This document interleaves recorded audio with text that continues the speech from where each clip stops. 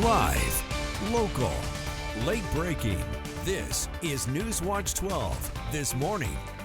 Good morning. The time is 6:30 on February 3rd. Welcome to NewsWatch 12 this morning. I'm Carlos Murrieta. We're first taking a live, beautiful look out at Mount Shasta from the Mount Shasta Resort. We first want to turn over to Storm Alert Weather 12 meteorologist Scott Ellis for a look at your Tuesday.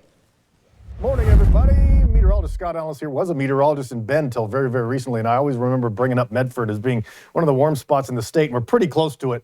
But the entirety of Oregon, actually at least Western Oregon, is shaping up fairly warm, but actually most of the west coast is that way. As you can see on our satellite and radar, not a whole lot happening. Temperatures starting off, give or take, in the freezing mark. As you can see, some above, some below. So a little bit on the chilly side to start off your morning, but we're actually, doing pretty good. In fact, the daytime highs are going to be pretty amazing. Calm winds out there, not going to be an issue for us today. And the wind gusts, not going to be an issue either. So lots of things just very quiet out there.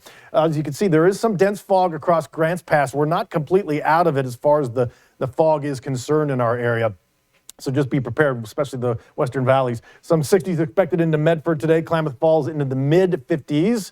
A pretty nice looking day, all things considered. But again, it's going to be give or take on that freezing mark overnight, especially around Klamath Falls, around some of those higher elevations. But take a look at the region for you. Boy, Rogue Valley sitting in the 60s pretty much for the next several days. Upper 50s for Klamath Basin, some 60s, even potentially near 70 out of the coast. We've got some sunshine for Northern California as well.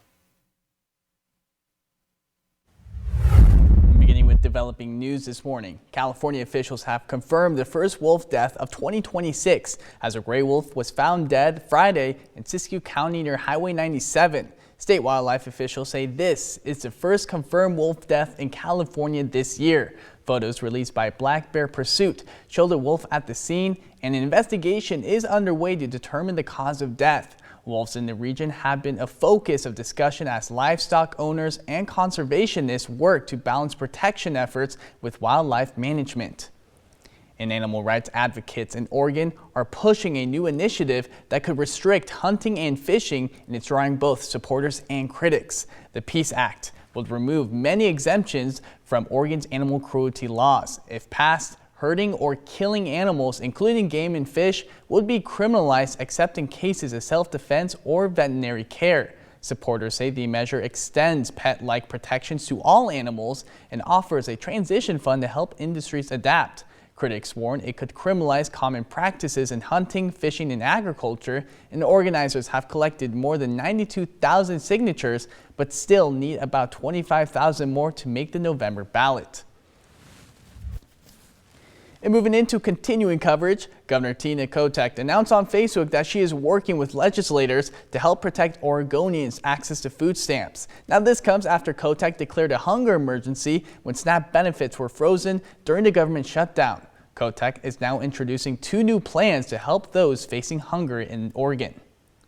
I'm asking the legislature to fix Oregon's SNAP EBT cards so they have those chips in them to better protect people from having their food money stolen by card skimmers. Second, I'm working with lawmakers to protect access to SNAP assistance by making sure we can meet the new federal requirements and keep food on the tables of thousands of Oregonians. Kotek went on to thank families, businesses, and organizations for stepping up during the government shutdown and asked that they continue to show up. New this morning, the Klamath County Board of Commissioners has fired tax collector Rick Vaughn due to alleged misconduct. Now, the decision comes after a confidential investigation into Vaughn of misconduct. The board found that the evidence in the investigation supported a violation of county policy, and Commissioners Kelly Minty and Andy Nichols voted to terminate Vaughn, but Commissioner Derek DeGrott recused himself from the vote. Commissioner Minty says trust was lost, making Vaughn's unemployment unattainable. The public holds our leadership, all employees, because all employees are public officials, particularly our leadership, to very high standards.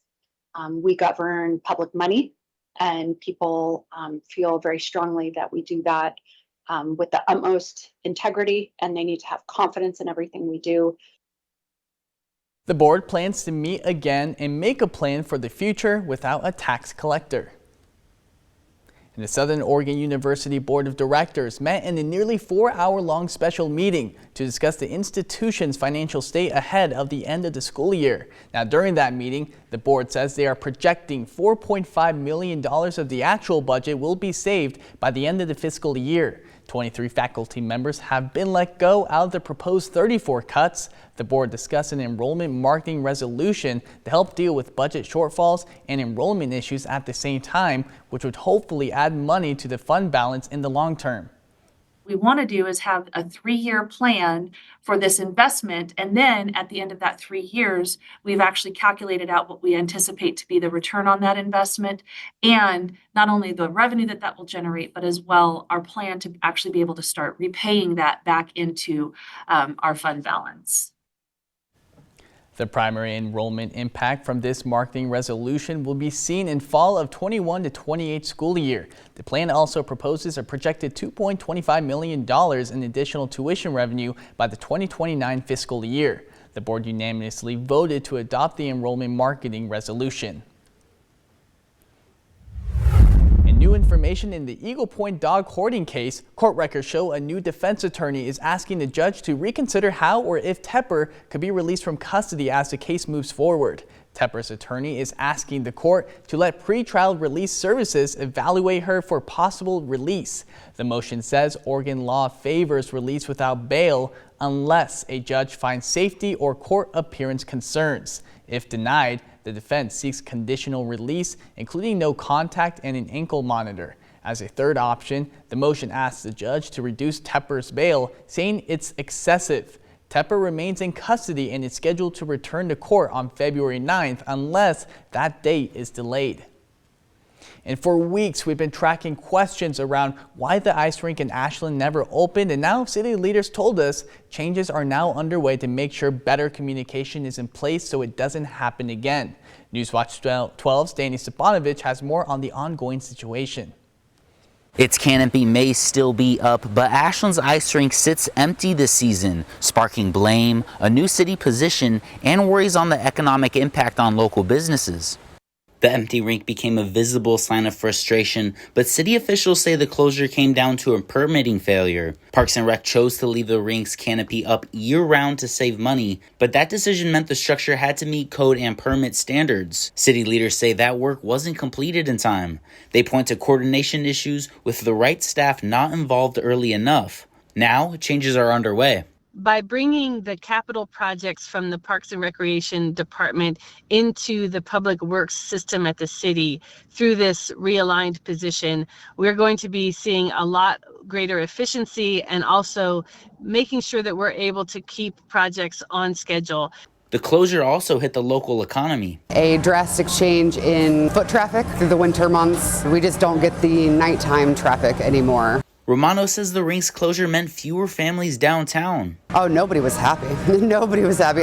My first thought was I felt bad for the families. I felt bad for the families that have done this for 10 years. The city says the Parks Department and Council will now hold joint meetings, while the Public Works Project Manager will oversee park capital projects, and regular updates will go directly to the city manager's officials.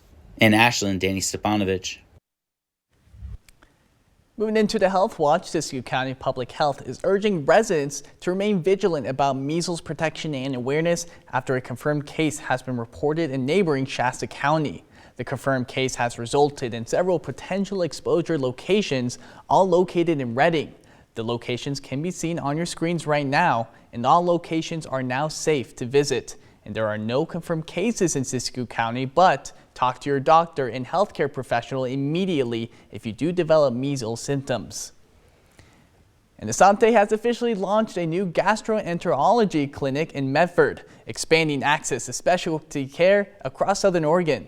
Now, the clinic's physicians and advanced practice providers will continue seeing patients at the same location now as Asante employees. Asante says the move supports long-term stability and growth for high-demand GI care in the region.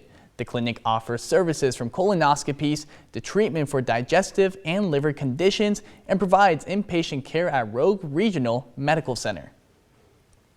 And starting on April 1st, Umpqua National Forest is going cashless. All recreation sites will move to scan and pay or reservations, meaning no more cash and checks at campgrounds, trailheads, and more. Visitors will instead pay by scanning a QR code on the site using their phone. Forest officials say with limited or no cell service in many areas, visitors should download the recreation.gov app and add a payment method before heading out.